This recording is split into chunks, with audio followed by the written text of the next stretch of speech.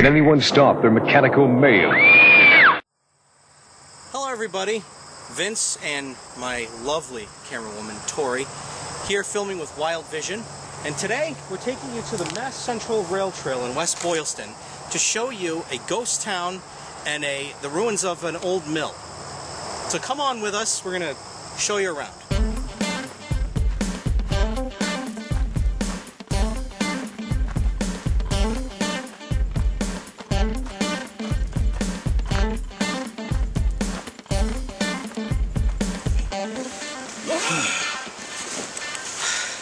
Hello everybody watching at home, including Chris and Tammy. Well, Tammy anyway. We're just annoyed at the vampire postings. I'm sorry, dude. It's gotten to the point where you're completely obsessed. Like, all you do is vampire this and vampire that. Dracula wasn't even the greatest. He's just the most legendary. I'm not sure who the greatest is, but I'm pretty sure it's not Dracula. Anyway, we're coming to you pre-recorded from the Springdale mill, and about over 100 years ago, 1905, this whole area all the way back that way was, all you see is trees, I know, but there's a whole valley that was flooded. So the people in Boston who overpay for their rent by a lot could have fresh water. So this reservoir was built, the Wachusett Reservoir, and the towns that were flooded, partial parts of towns were flooded as well. West Boylston, mostly was West Boylston, but parts of Clinton a little bit, and a part of Boylston, they were all flooded. And none of those people got any water from this whole project. They all went to the people of Boston. How the hell they convinced everybody to move out of their homes? From what I understand, it's rumored that some people didn't in the last minute. Were forced out of their homes because it was that or drown. They didn't get any of the water. So basically, somebody came to the house and went, "Yeah, hi. We're gonna put in a dam, and it's gonna bring water to X amount of people. I don't know what the number was, and you know, it's gonna be great. And we need you to move out so this can happen. And oh, you're not gonna get any. Excuse me? You're not gonna get any." I didn't hear that last part. It sounded like you're not going to get any. Yeah, it sounds like we're not going to get any of this water. How they did that sale, I have no idea. That drives me nuts. But anyway, a lot of people were displaced. A lot of property was displaced. The only remains that are left are the ruins here. And there's also some property out that way. It's just called the Stone Church. Maybe we'll swing by there and show you some video of that. And that's all that's left. That used to be what was a big mill town. And so we're just kind of showing it off, and you can kind of get an idea of what New England actually looks like from a classic standpoint, rather than, you know, when you drive through and all you see are the people in Worcester. What's the name of that square? Kenmore? Kelly Square, where it's every man for himself, and some of them actually do have guns. So we'll just kind of show you around. This area that I'm standing in now was known as the Mill Pond. It was once covered by 10 feet of water. The dam held back the flow of the Quinnipoxet River, which is this right here, which doesn't look that impressive right now, and I imagine that has to do with the Wachusett Reservoir. But it was the water was provided to run machines. The water provided power to run machines in the mill. Many New England lakes and ponds were originally created as mill ponds. The three small openings at the base of the dam allowed water to enter the flume. So they're talking about right here.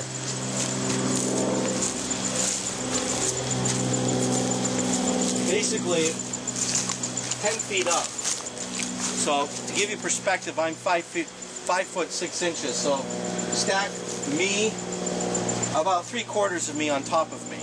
And that's how high the water went. This was actually a pond right here. This was all water. And the water went under here, and of course they had a lever control in which they could actually allow the flow of water to come in, essentially to create a rush of water that would run all the equipment. I know a lot of you don't know this, especially those who are currently sitting behind an Xbox, but they didn't have electricity 100 years ago. They had some electricity as they started to enter the 19th century, a lot of gas lights, that kind of thing. So water power was the way to go. This is considered to be one of the most efficient mill styles to run. The big wheel that you see outside of mills, they were actually, the fancy ones that you usually see on postcards were actually on the inside. And those were considered the least efficient way to run water, or to run water power. This was considered to be the most efficient way. And typical for the construction for this period, it's still standing here 100 years later. Now, I don't know if you've ever watched Extreme Makeover Home Edition, but have you ever seen one of the houses and the wood looks like it's scrap wood that's been glued together on a lot of the interior parts that they end up covering this wood up, but it looks like scrap wood glued together. Do you think this would be standing 100 years from now? Not a chance. Ingenuity like this has been lost to the almighty dollar. I'm standing looking over the Quinnipoxet, which is right behind me, and this was much higher, essentially. This was much higher. In order for them to have a pond here, this water level would have been raised much higher. Right now we're in drought conditions in New England. Even though we've gotten a ton of water, it hasn't really raised water much. And as you can see, the water levels would hardly support a mill now. As I said before, I imagine this has a lot to do with the fact that since they tore down the mill that's behind these trees, they have opened the Wachusett Reservoir. So this water level may be lower just because of that alone. You know that guy from Create? You know, the guy with the accent? I think it would sound like this. I am standing in front of the dam. In the 19th century, the dam was used to make water flow whichever way you liked. You could control the flow of the water. It was excellent for drowning small children who belonged to overprivileged yuppie parents. Okay, this is the second take is me. This time I'm actually going to try to read what's up going on. I'm going to keep your line of sight. So, all right, extending 115 feet across the Quinnipoxet River, the dam was enlarged in the 1870s from the 85-foot dam first built in 1865 to create the mill pond. Pond that was down here that was 10 feet tall. The massive stone works to the right are the northern end of the dam. You can see the southern end of the dam across the river. There were flashboards, basically wooden planks, that could be placed on top of the dam and held in place by iron rods, which of course there are no examples of that around here. These would allow for seasonal control of the mill pond water level. Adding or removing planks would raise or lower the level of the pond. So, the more water pressure you have, the stronger of a flow you're going to have. That's just basic science and physics. For those of you that are sitting on YouTube who have to make a comment about how smart you are and how dumb the host is on every video imaginable, get a life. Anyway, so that's what was here. This was basically, originally this was a dam wall, and it has been, of course, taken down because of the Wachusett Reservoir project. So, really interesting stuff. I have arrived safely at the flume. Fortunately for me, it is not tourist season, and I don't have to deal with the overprivileged yuppie American parents and their spoiled brat kids, who should be beaten soundly with their own severed limbs. Alright, that wasn't right, that wasn't right. Let me try this again, take two. I'll do this as me this time. 3, 2. I'm standing in front of what's called the flume. Now, the flume is a stone-lined ditch that ran 300 feet from the dam to the mill. The dam was the part we just showed you that's down here somewhere. The flume maintained the same water level as the mill pond until it entered the mill, while the level of the river dropped. I'm not even going to try to fake that I'm reading this. I am definitely reading this. Why come up with your own narration when somebody already did it for you? As the water entered the mill, it fell 17 feet. So it went from a pretty high drop, because there's actually not just a drop in the water itself in like actual height, but the actual land itself drops in elevation. The difference in height provided the power, or the head, to turn the turbines. And if you just point the camera down this way, you can see that that's the mill.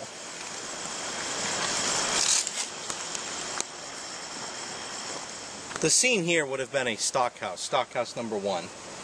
This 2-story building, wood stockhouse, was one of 2 buildings that stood on the site.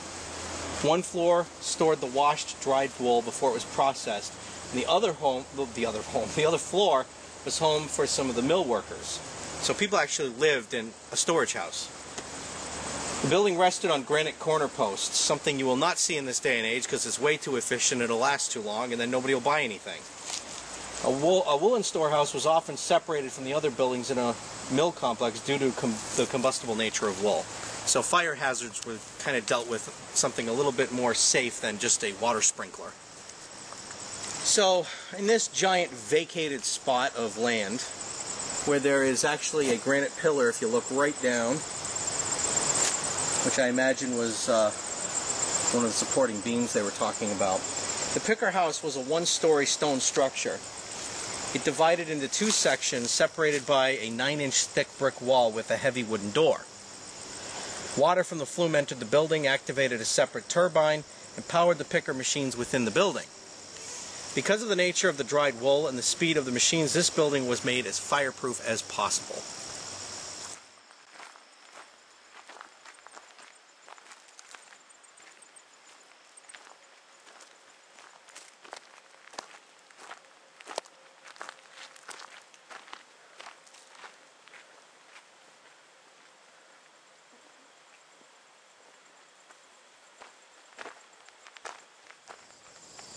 This was the almighty dye house. The dye house was a single-story wooden building attached to the west end of the main mill. One end of the building sat on the edge of the stone wall that ran along the Quinnapoxet River. A rotary pump in the dye house was powered by the main water wheel. The pump provided water for the dye house. Here, wool was washed, dyed, and processed. The wool was scoured in a series of successfully cleaner washes. This reduced wool in weight as much as 50%. The wool was then sent to the drying room of stockhouse number 2 and was later returned if it was to be dyed. So, and we already talked about one of the stockhouses, so we know what those are about. This building was the heart of the mill complex. The 3-story building with a basement was constructed of locally quarried granite. Only 3 floors of the building were visible from this side, but all 4 could be seen from the river. A brick chimney rose from the steam boiler in the basement. So this was essentially the main area, as it were. This turbine was made by the Rodney Hunt Machine Company of Athol. Athol is northwest of here. It's kind of like up above, sort of to the right or the left. It's a couple towns over from Gardner. It's weird. Massachusetts starts to feel like a vertical warp because you'll be heading towards Fitchburg, Gardner, and you'll end up somehow in almost western Massachusetts where Springfield is. But this was rescued from an abandoned mill in New Hampshire. It's the same 30 horsepower model that originally powered this mill behind us and was located at the end of the flume. Turbines of this type were used in American mills from about 1840 and replaced the simpler water wheels. Centered on this end of the main mill was a stone stair tower that provided access to all floors of the mill and rose above the roof of the building.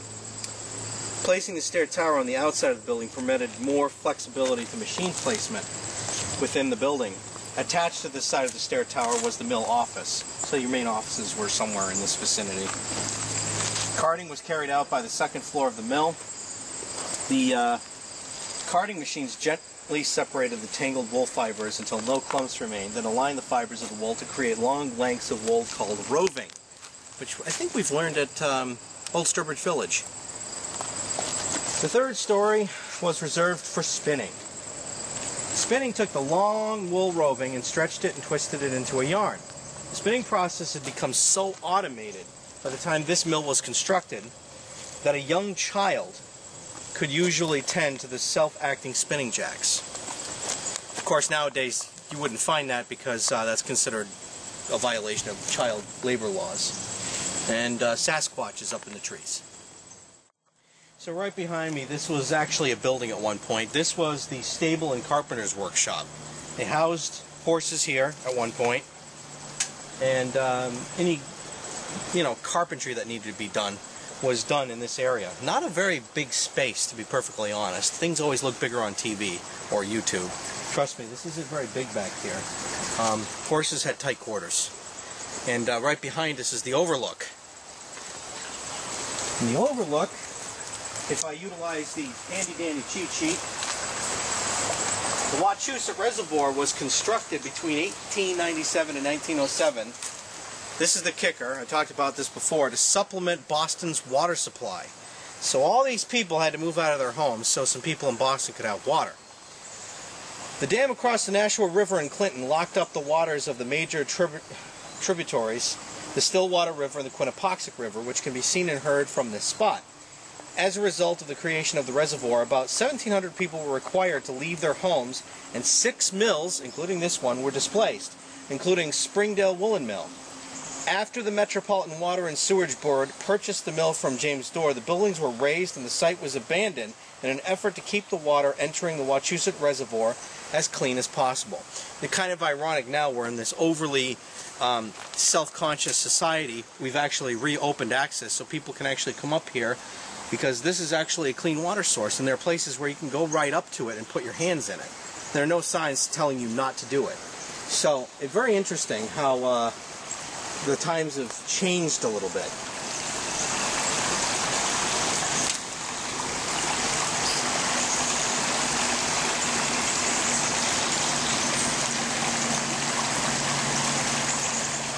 So right behind me are the bridge abutments. And basically, these abutments provided support for the bridge that joined one side of the hill to the other. Before the construction of these bridge abutments, people would actually walk down from the mill village, which is just right up there, around and down and through to come to work every morning. Afterwards, they had a bridge because there was actually a train rolling down right through there. That's how we got here, was the rail trail, which is actually a public walkway now.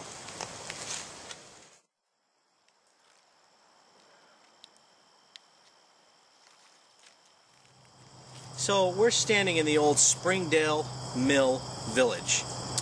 My glasses are fogging up. Wow, I must be sweating. Anyway, in this area are a bunch of these. And these are the foundations, still standing again, I'd like to add, even though they're made out of stone, of basically the tenements that were here. And this was a 2-tenement house, which I believe means that there were 2 families living in this house. What they would have done is they would have split it in half, and kind of like a modern-day condominium or townhouse. One family live on one side, one family live on the other. But my understanding is correct, they would also share common area, which means the kitchen was used by everybody. And one of these houses, I don't know which one of them was actually moved to the center of West Boylston and is still standing today. So really kind of cool. This is considered to be a ghost town. For those of you that don't know, there's a lot of people that are doing paranormal stuff right now. It's very topical to do paranormal. Everybody wants to be a ghost hunter. We here at Wyldevision are not into the paranormal. We have equipment for it. Because occasionally when you're at a location like this, something funny will happen, like fresh batteries will suddenly go dead, or a camera will randomly malfunction, but when you walk away from the area you were in, it'll suddenly start working again. So we have equipment where we can pick up on electromagnetic field, and we can also do quantum vox in case there are any words being uttered. This is a pretty dead area. I've never gotten anything here. But even so, it's considered a ghost town, because basically a ghost town is an abandoned town or an abandoned village. And there's roughly 1, 2, 3, 4, 5 foundations here that all used to be tenements. Some of them very small, they almost look like they might have been cottages, and the others are larger. This is one of my favorite places to go. A lot of people that walk the rail trail in West Boylston don't even know this is here. So they're kind of missing out. And if you're wondering why the camera's jerking, my wife is being eaten alive by mosquitoes. So we apologize, but it's part of doing this. So this is basically across from the Springdale mill and up a rather steep hill. That is, you know, if you have asthma, you're going to have to take your time. And it's really kind of nice up here. Not a lot of people come up this way. Like I said, I don't think a lot of people even know it's here. A lot of people just jog and ride their bikes and, you know, do the trendy fitness thing. We actually come out on an adventure, and this is part of it. So, really cool. I have to look cool. Careful. One of my favorite things is about coming out into the woods is there's actually edible things out here. The most common one that comes to mind for people is probably something like wild blueberries. Not a whole lot of them here at the West Boylston Rail Trail. There are also berries that are edible, and it's really easy to do a litmus test to tell if the berry is edible. This one is not, I can tell you just by looking at it. See? I'll bring close to the camera. This is a poisonous berry. The edible berries have a brighter red and don't have a luster to them. They're called checkerberries. I'm going to see if I can find one for you.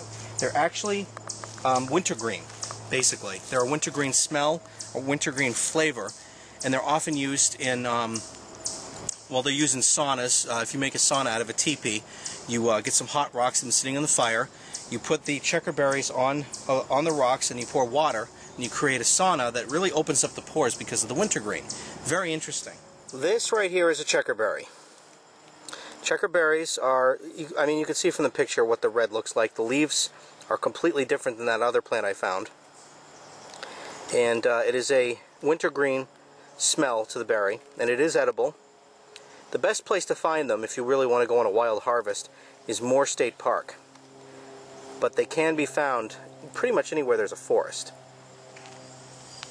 Another tasty comestible, if I can steal a Monty Python joke, is that you can find in the forest and out here at the West Boylston Rail Trail are fiddleheads. Fiddlehead kind of sounds like a snake, doesn't it? Fiddlehead is actually a fern. Now in this state they're poisonous as hell and they'll kill you. But I don't know about the kill you part. They're not edible. And so don't eat them now. But when they're growing, they look like the end of a violin. The way that the leaf curls looks like the end of a violin. If you've ever seen the end of a violin, the way they curl. And in that state, they're actually edible. I've had them. My dad brought some home. Very tasty. Really cool thing if you ever want to try them. Just make sure you wash them first. So that's it. That's the whole shooting match. The old mill ruin site and the tenements that were probably, I don't know, seems like a quarter mile anyway. And as we leave you, we're just showing you the really cool scenery behind me. This, right here, as our closing part of the monologue, is the flooded part of the Wachusett Reservoir. This used to be a whole village of just mills and workshops and whatnot. And as time has shown, it is now a water supply for a lot more than 1,700 people in Boston. But there it is. So thanks for watching. Thanks for being a part. We'll see you next time.